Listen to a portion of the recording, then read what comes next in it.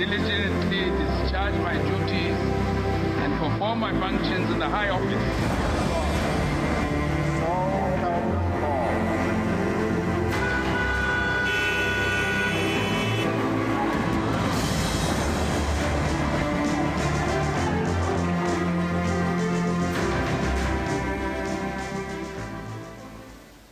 Greetings, you're watching Beyond the Ballot, a program aimed at providing with updates and analysis on the latest developments in the corridors of politics and governments.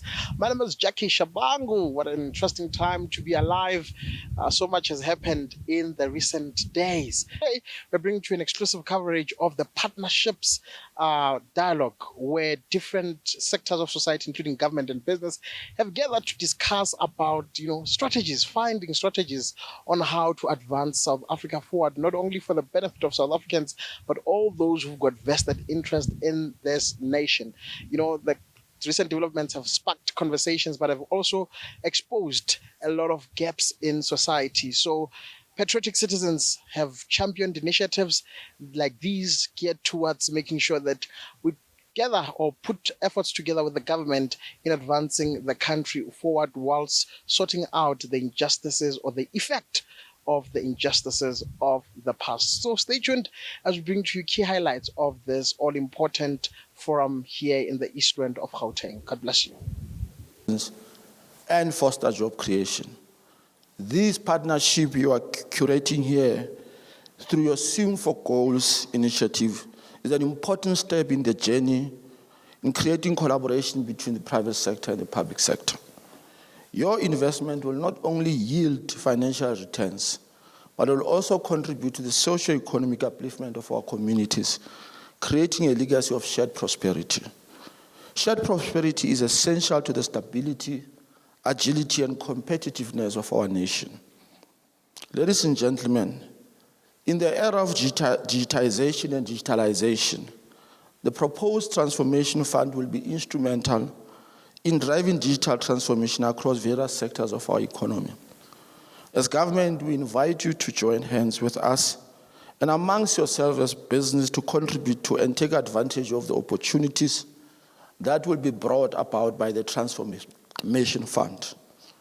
These funds hold much potential to drive, amongst others, job creation through industrial expansion by investing in the productive sectors of our economy, promotion of innovation in sectors that drive structural transformation of our economy, and expanding the manufacturing base and increasing our trade volumes, especially to African destinations.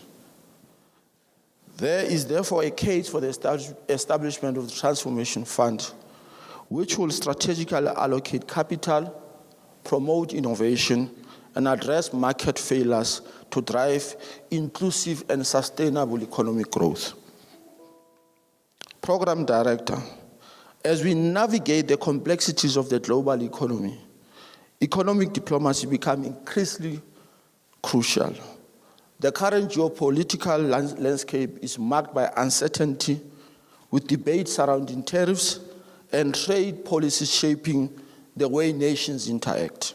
South Africa is committed to engaging in constructive dialogue to ensure that our interests are represented on the global stage. Just yesterday, President Cyril Ramaphosa led a team of South Africans to engage with Americans in a constructive dialogue about policy position that our government and our people have freely chosen to demonstrate the importance of trade in our march to economic recovery and development.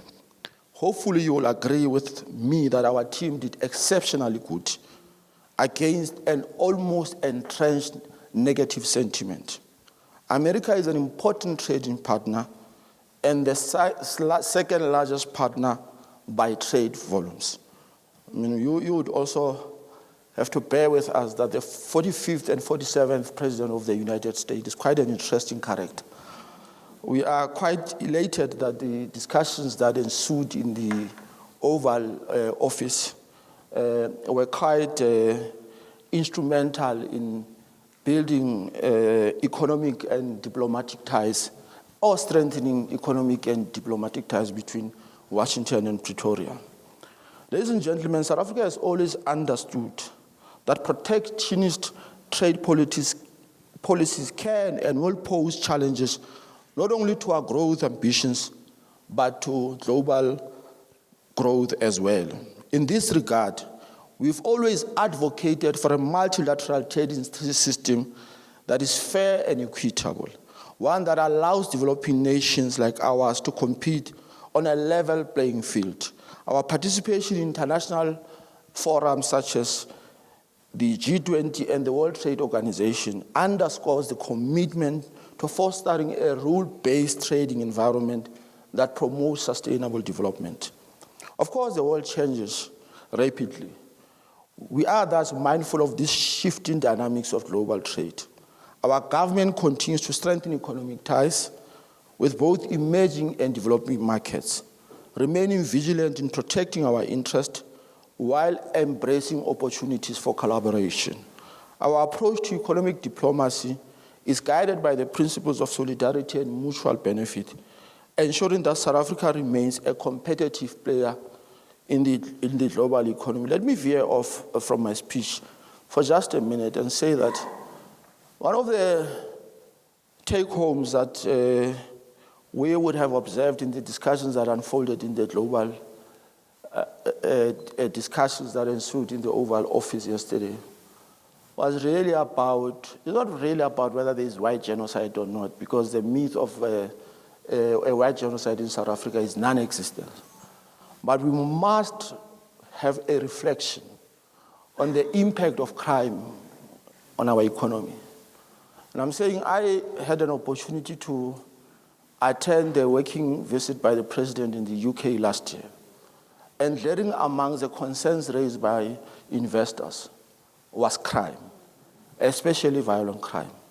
Yesterday, when the Minister of Finance delivered his speech, he alluded to the fact that there's considerable strides made in making sure that the NPA, through the Asset for Future unit, obtains warrants that would necessitate that South Africa and the South African government in particular, and victims of state capture, are able to see good through the recovery of billions of rands, which are proceeds of crime. So there's some effort, which is considerable in dealing with matters that are related to white-collar crime. But I think we need to join efforts, both as the private sector and the public sector, to intensify our fight against crime. I don't think, colleagues, that crime should be a government preoccupation. In fact, I think it must become a societal preoccupation. No one wants to invest in a country that has got so much crime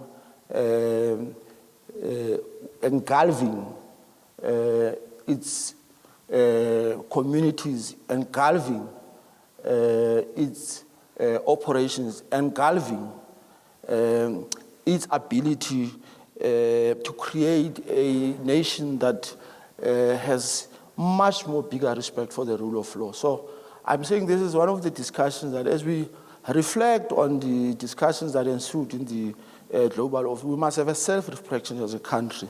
To what extent have we committed ourselves to fighting crime? To what extent do we see crime as an impediment to economic growth? To what extent do we see crime as an impediment to nation building?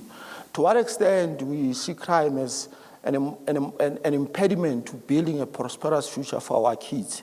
To what extent do we see crime as an embodiment, as an impediment to building a future where young people will be able to thrive and play a meaningful role in the mainstream economy? These are difficult questions that I think we must reflect on. And I think this is an opportunity for that self-reflection. I don't think that the issue of crime really relies on interventions from our global partners. But I think it mainly and largely relies on our collective ability as a nation to confront vexing issues about how we want to handle crime in South Africa. Only this week I visited, because part of my delegations as a deputy minister is government communications. So I have an opportunity to work with community media. And on the 18th of February this year, one journalist, Aserin Ndlovu, and his partner, Zora Mdluli, went missing. And in the aftermath of our visit to the family a little while ago, I think about 3 weeks ago, the bodies of these missing persons were discovered. Although there has been no direct match with respect to DNA, but these bodies are believed to be the ones of Ndlovu and his partner. So these are violent crimes that continue to engulf our nation, and a much bigger discussion needs to ensue in this regard. I'm happy that you have linked and centered sustainable development goals such that your business goals are aligned to social good. Together we can build a South Africa that is not only economically prosperous, but also socially just. As you swing for sustainable development goals, you understand that the investment that you make are not just a financial commitments, but demonstrate a partnership in shaping a brighter future for all South Africans. Ladies and gentlemen, public-private sector partnerships play a crucial role in achieving national development goals, particularly in the context of South Africa's economic landscape. These partnerships leverage the strength of both the public and private sector to address pressing infrastructure needs, enhance service delivery, and promote sustainable economic growth. Next week, at the Sustainable Infrastructure Symposium of South Africa, which is called SID SSA, the President will be launching the strategic infrastructure projects that are catalytic to our economic development. We've identified infrastructure development as a key frontier of our economic development and growth. In this regard, our National Development Plan, stated above, is to achieve the gross fixed capital formation of 30% to GDP. However, our fixed investment level hovers at around 15.6% to GDP. Thus, a funding gap exists between our goal and deployed capital in terms of executed projects. This signals a great opportunity for investment and deployment of capital from both the private and public sector. South Africa needs an extra $85.6 billion worth of private sector investment over the remaining years of the 2030 target bound. For its part, the public sector, through the budget vote that the Minister of Finance presented in Parliament yesterday, makes a provision of 1 trillion rand for critical infrastructure in the 2025-2026 financial year. I think here, government is making a commitment that it will invest 1 trillion rand within the medium term towards infrastructure development in South Africa. The worry is not whether the deployment of this investment is adequate enough to resolve these challenges that infrastructure in South Africa. You would know that Africa is a gateway to Africa. So the development of our infrastructure is quite key if we really want to build an Africa that is economically prosperous. And that is why the discussions that should be unfolding, even amongst government and of course, to some extent, the private sector, is whether or not the deployed investment will achieve what its intentions. And this is a worrisome discussion because you and I know for a fact that there is a corrupt and a corruptee relationship. So whilst government may not be doing enough to make sure that it monitors its investment, and whilst government may have shortfalls with respect to making sure that this investment is, or that there's return for investment, the question remains is whether the private sector is keen to make sure that there is value for money in the investment of this 1 trillion rands over the medium term. And this is one discussion that we should have, because the building of a prosperous South Africa relies on our collective effort to make sure that we invest in the infrastructure of South Africa wisely, but that there is also, as I said, there is value for money in how these catalytic projects are going to to be implemented. So there's no debate about government commitment to invest in infrastructure projects. The worrisome factor, as I said, is whether the deployment of these resources will be used optimally to deal with the vexing challenges that are related to infrastructure in South Africa. A program director, we need your innovative thinking to raise money together with government and conclude public-private partnerships to deliver critical economic infrastructure projects. We all know how and might appreciate how our public finances are constrained. Therefore, innovative solutions to deliver projects that are fiscally neutral cannot be overstated. And I'm sure this was also regurgitated yesterday by the Minister of Finance when he made mention of the fact that we need to look beyond the fiscus to invest in our infrastructure. And that is why the Minister of Finance has alluded to the fact that they are looking, as Treasury, they are looking at business case where pension funds could also be used to invest in infrastructure development. You'll remember towards 2010, the Soccer World Cup, that with the infrastructure that was being built, the stadia, GFP and Gauteng and others, what then got to happen after was that the Competition Commission caught wind of the collusion that was happening in the construction industry.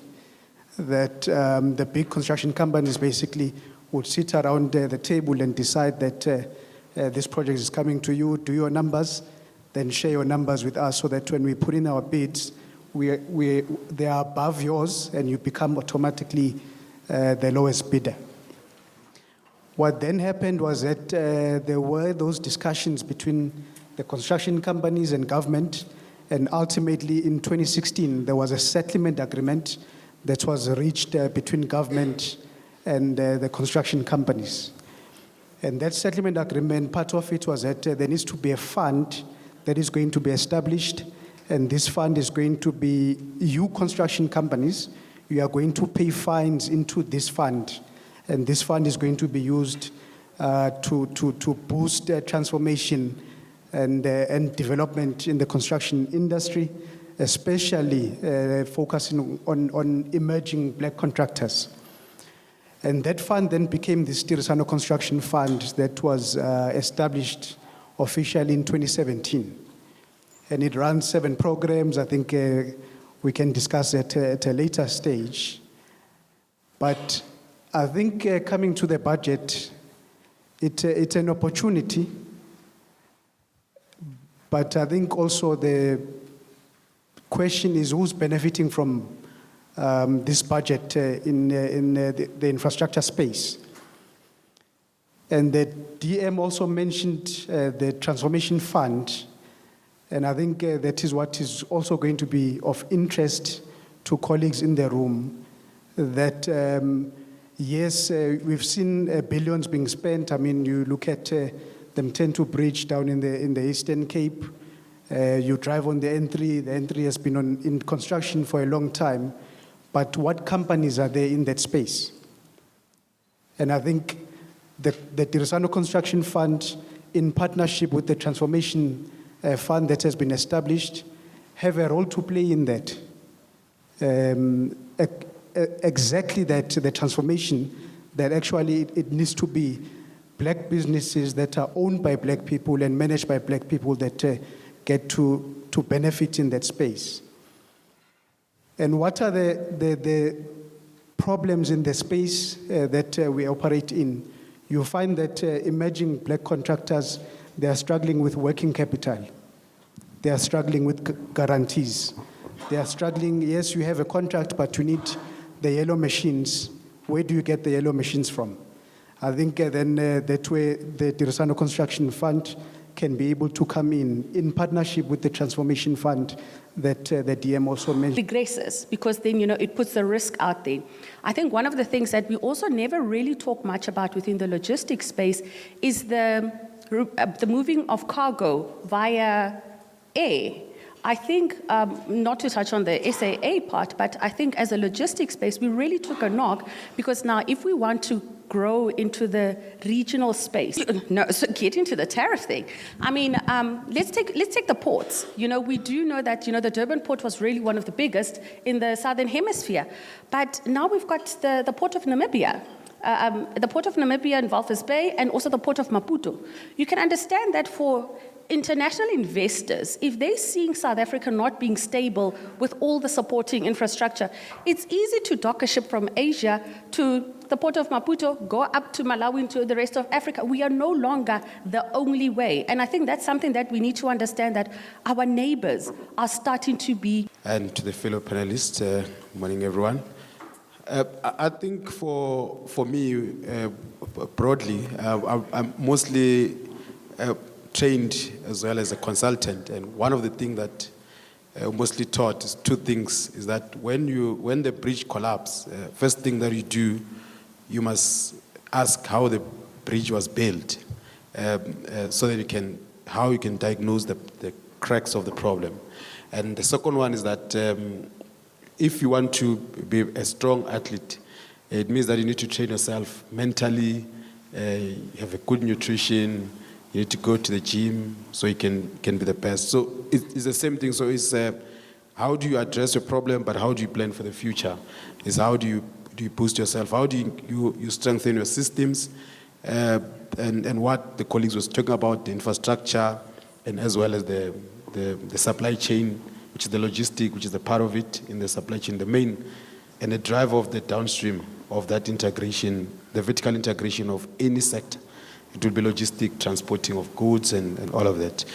But I think for me, when you say the budget, I think the key takeaway for me, it was one, everyone's happy about it. There was no tax increase.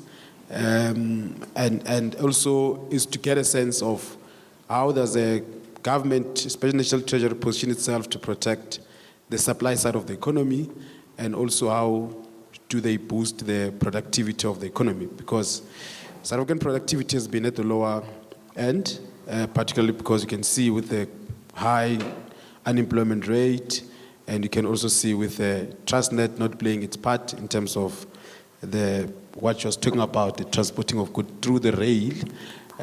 We did a study at PwC, and we find that when we're doing the benchmarking to Rotterdam Port and Sennes, that in every stage of Transnet, they delay in terms of that. But with the infrastructure, it's a good posture. From 2013 to 2018, there was a decrease in terms of the infrastructure spend, but it was high from 2008 until 2013. But that also is a part of how the infrastructure, the manufacturing part, has been going down from 21% to 12% from 1999 to today. So I think the budget is trying to resolve this particular problem that I mentioned.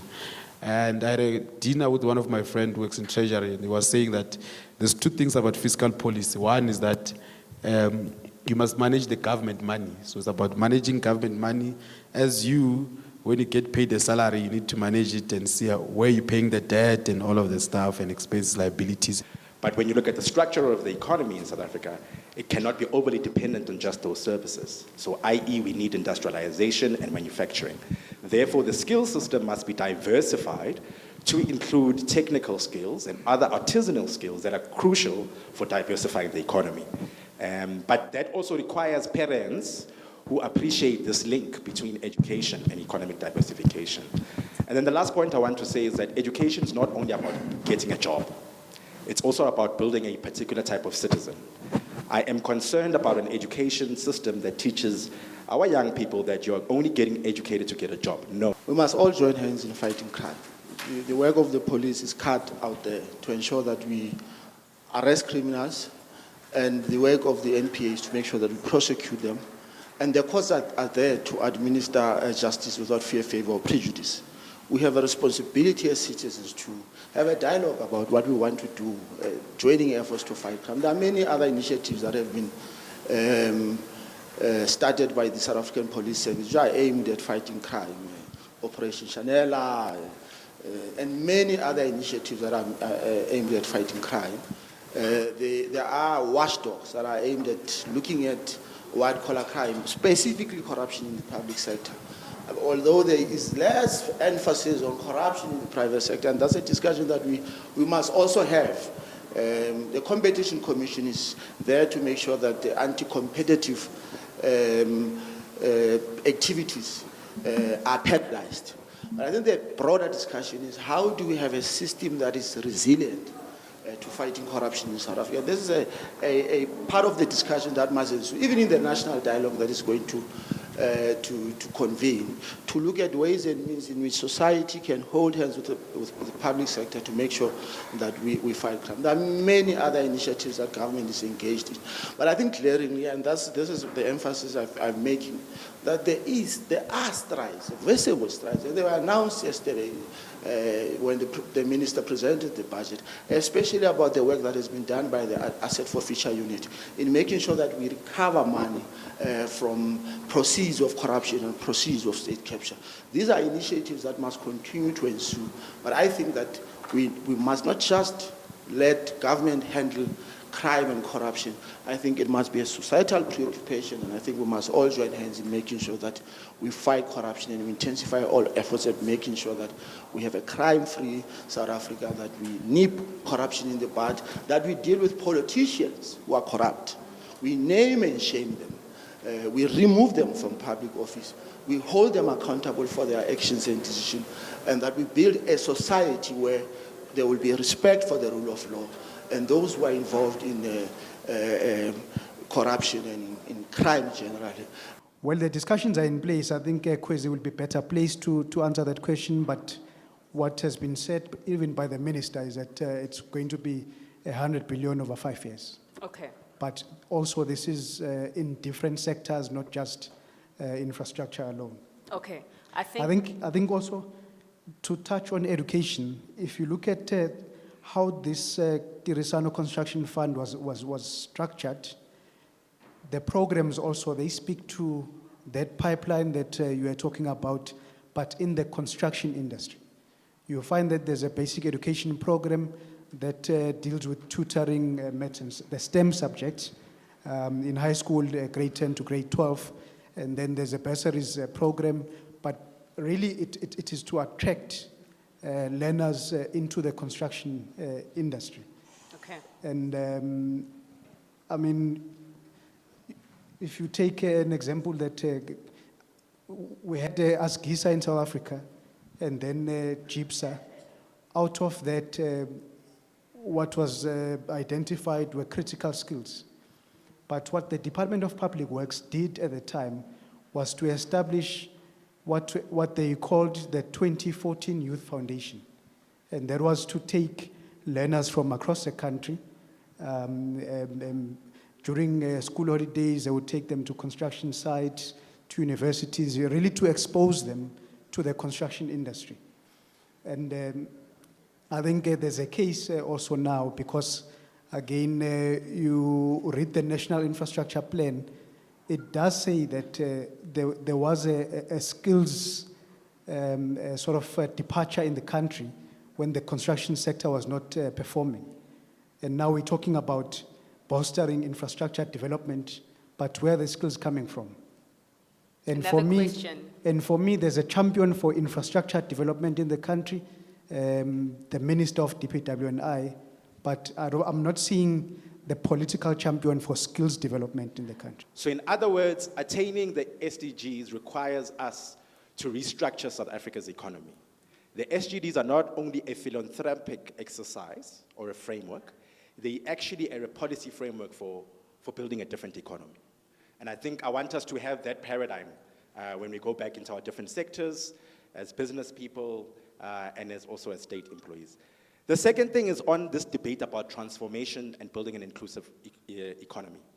It is clear that we all agree that we need to build an inclusive economy.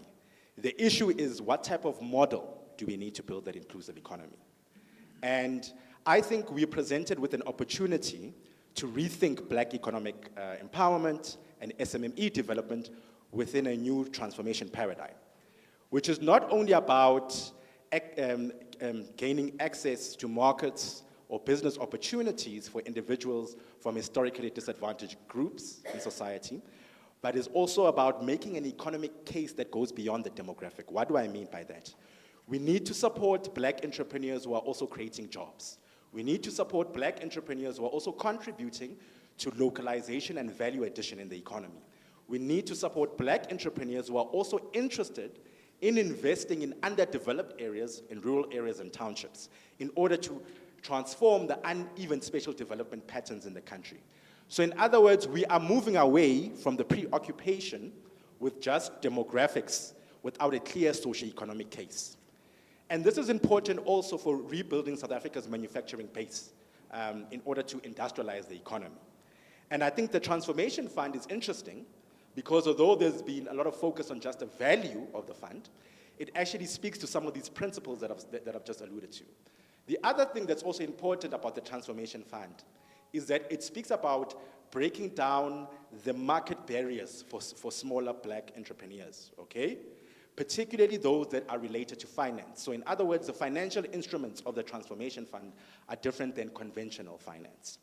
The third thing that I think is also coming out in this discussion is that we cannot think about South Africa's development outside the African political economy. And that means we have to deal with some underlying issues. One, our infrastructure development plans must not only be about exporting to the West, but they must also promote intra-African trade of goods and services. The second point is also we have to deal with questions related to migration, right? We need a migration regime that facilitates the free movement of people, the free movement of goods, in order to leverage of the skills, the infrastructure, and the technologies that we have on the continent. But I want to reiterate again that we also need the African Continental Free Trade Agreement because it is clear that with the changing economic balances in the world, you can't argue for favorable trade and investment deals or agreements by just approaching it within the single nation state. The EU, for example, negotiates as a bloc. So we need to think about those things.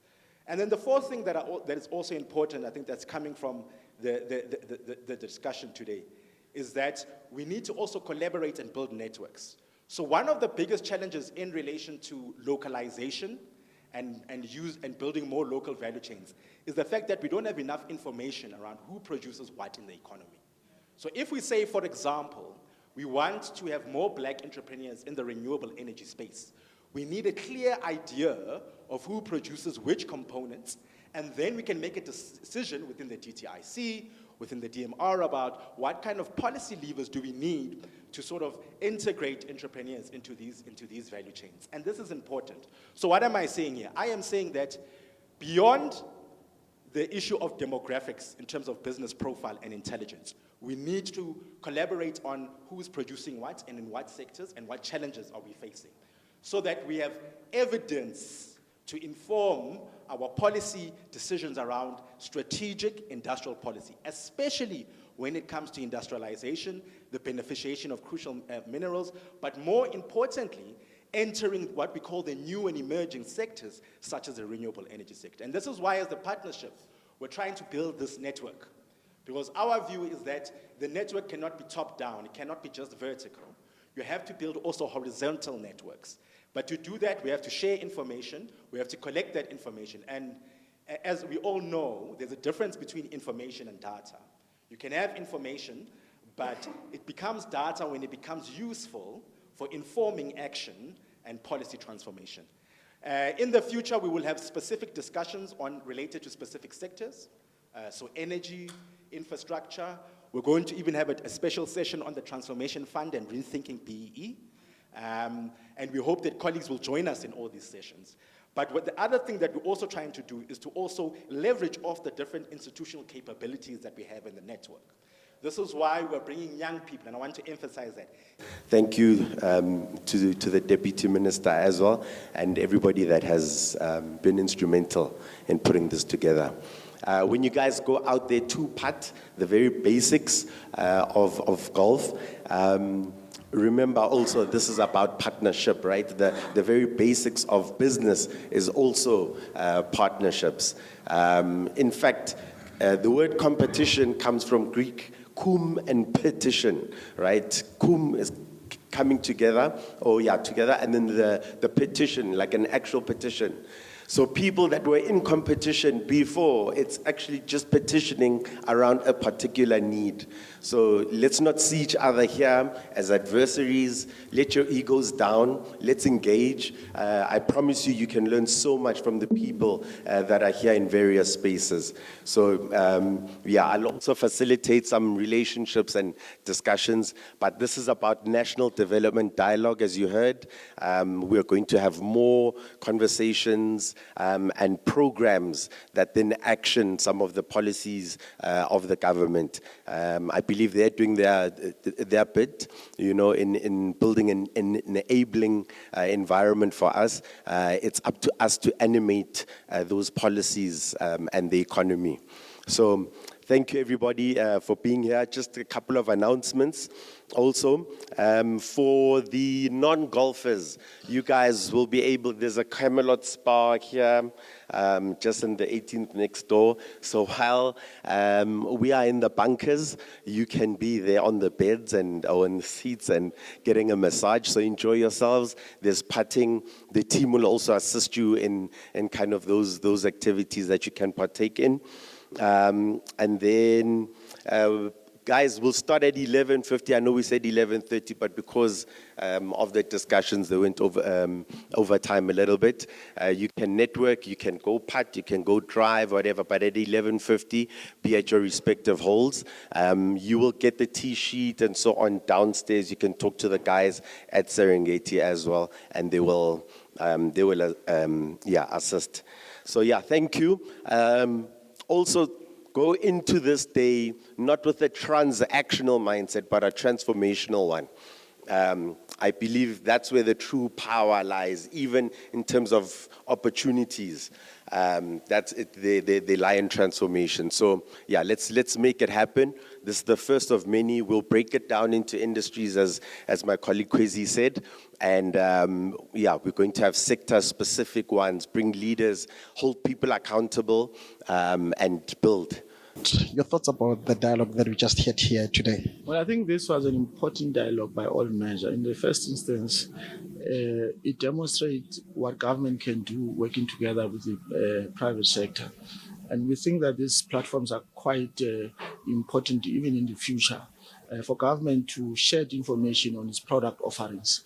But secondly, to have a dialogue with the private sector about how we can build an inclusive economy and create much needed jobs, especially for young people. As you know, the rate of our youth unemployment is appalling, and that is why there's a need for such a dialogue to ensue between the private sector and public sector to look at ways and means to create much needed opportunities that will drive inclusive growth and make sure that we create much needed employment opportunities, particularly for the youth of our country.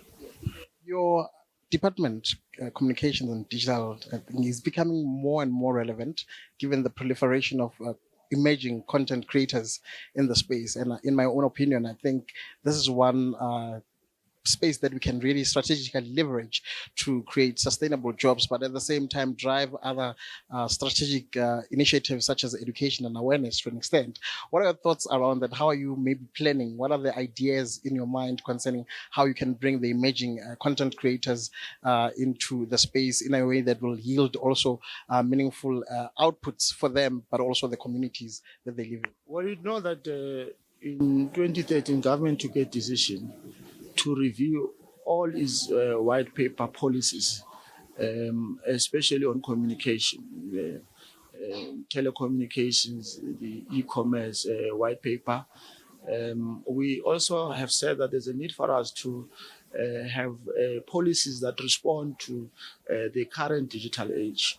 We have or are currently seized with the development of a white paper on audio-visual and content services, which will really regulate the use of platforms such as a podcast, so that they are properly regulated, and so that the regulatory platforms will enable a situation where there's no abuse of these platforms, but it also empower them to be able to be incorporated in all our funding opportunities that are available in the public sector, working together with the private sector. I'm more involved in community media.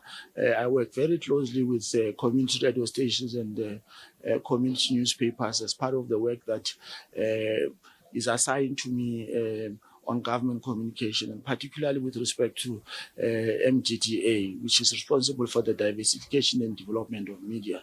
I think these are important responsibilities that we must continue to carry and make sure that new entrants into this sector are quite equipped with relevant skills, with relevant funding, so that they can be sustained. You know that you have a print sector that is currently experiencing difficulty with the collapse and closure of newspapers. There's a need for a broader reflection. A little while ago, I met with CEOs of media houses to have a deeper reflection on transformation and digital media, and the need for that collaboration to take place cannot be overemphasized. We will, in the next few weeks, receive a report on the state of digital and print media, to just really reflect on the need for us to drive transformation and revitalize this industry. Well, this was, as I said, this was quite an eye-opener. These are important discussions that South Africans must continue to have.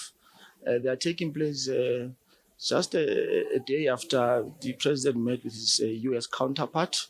We are quite encouraged by the discussions that ensued, and notwithstanding the fact that the white genocide myth has been demystified, we look forward to a fresh discussion in South Africa about the need for us to confront the scourge of crime and its resultant impact on the economy. And so we have said to our colleagues in the private sector, there's a need for that broader collaboration to ensue, to make sure that that we continue to uphold the rule of law, and that we fight crime and corruption wherever and whenever they rear their ugly head, that we hold public office bearers accountable, and that those who are found to be in the wrong are brought to book. We've also said that there's a need for a strengthened criminal justice system where the police will arrest perpetrators of crime, the NPA would sufficiently and effectively prosecute them, and the courts will administer justice without fear, favor, or prejudice. Well, we've got an entity called Brand SA, which is quite synonymous with its role of being a marketing agency of South Africa Incorporated. It is responsible for the national brand, and its responsibility is to make sure that South Africa becomes globally competitive. And we think that there's a need for the work that Brand SA continues to do to build a good image out of South Africa. And this work continues to be undertaken by Brand SA, and we are quite confident that it will yield the requisite results. Just elucidate us briefly about the existential purpose of Partnerships, your organization. So partnership is essentially that putting people together.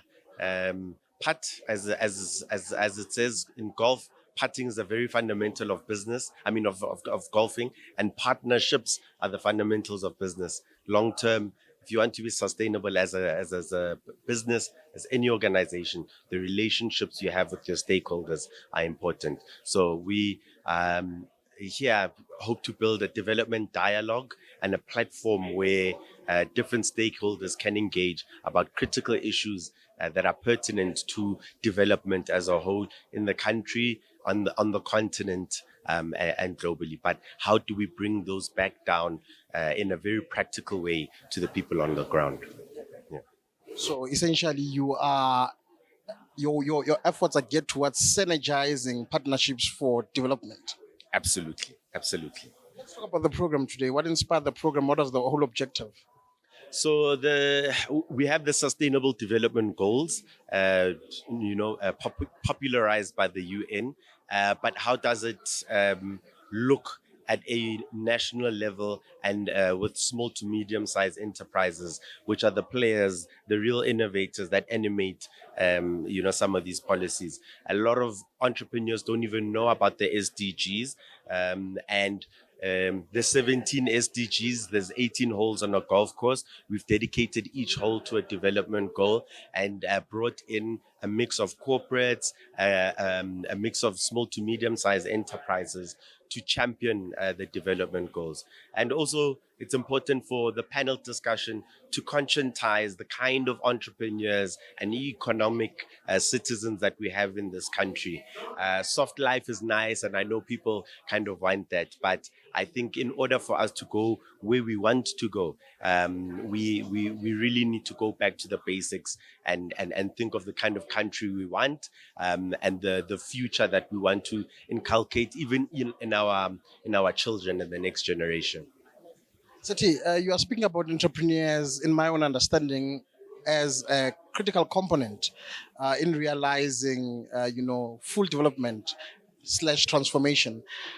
The kind of entrepreneur that you are referring to, what should be the mental makeup of that entrepreneur as opposed to an entrepreneur who's just leveraging the opportunity or opportunities that come with entrepreneurship for the purposes of soft life? What type of an entrepreneur do we need? What does he need to embody fundamentally so that they can be, platforms that we leverage to realize what we need to realize as society broadly from a transformation point of view? Yeah, great question. So I think a conscious citizenry and leadership is important in entrepreneurship.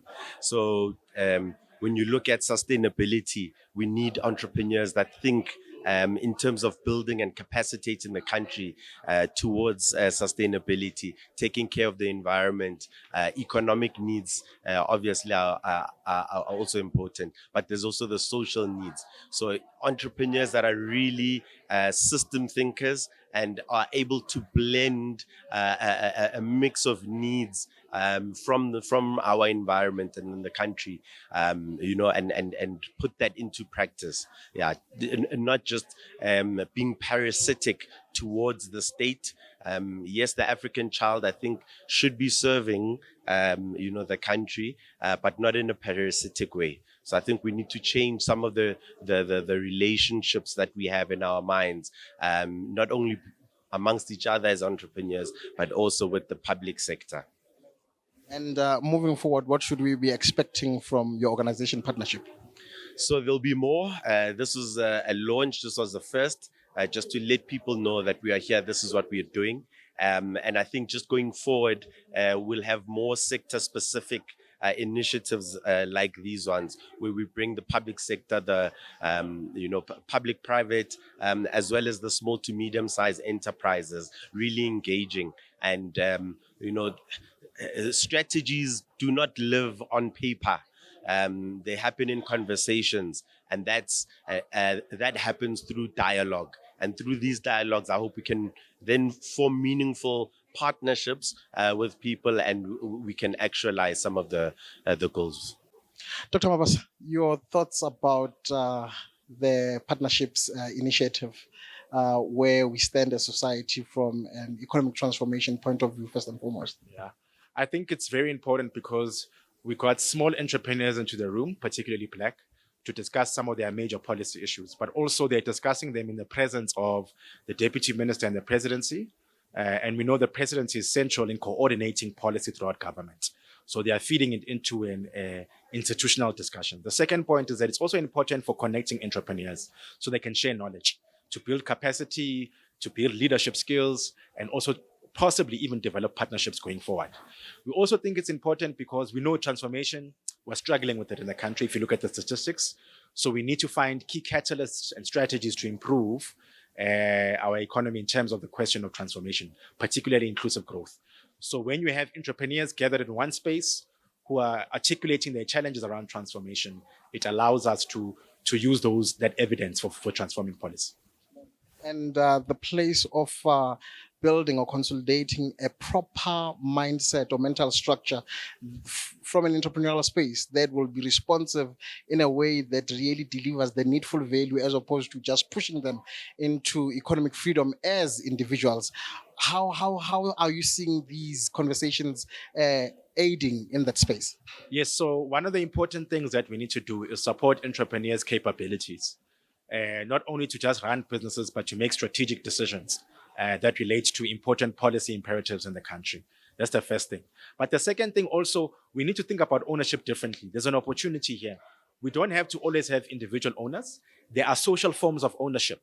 There are cooperatives, community enterprises, and other models of collective ownership that can assist. In fact, the Afrikaners, when they developed and they were trying to develop themselves after years of subjugation, they had interesting cooperative models. So your APSAs and the AFBOBs and the like, they're actually organizations that were established initially as cooperatives. So we're hoping leaders can understand that they need to collaborate and build social forms of ownership in the economy. Yes. And moving forward, how do you think that from an academia point of view, you guys as scholars can aid the process so that it provides the needful value in the broader space of things? Yeah, there's two things. One, we assist by doing the research in order to influence policy so that the policy is based on evidence. Because policy must respond to realities that people face on the ground.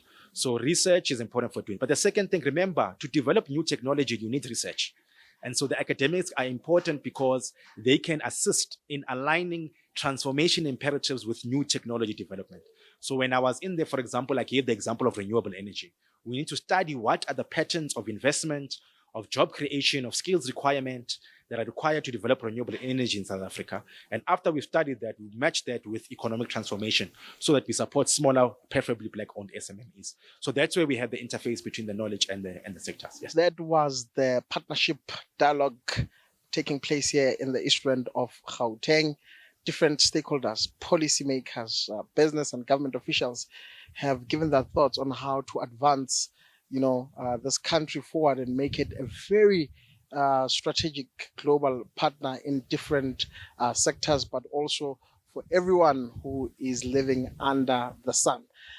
You've had those thoughts, our conversation with the minister and some of the panelists who took part in the dialogue today.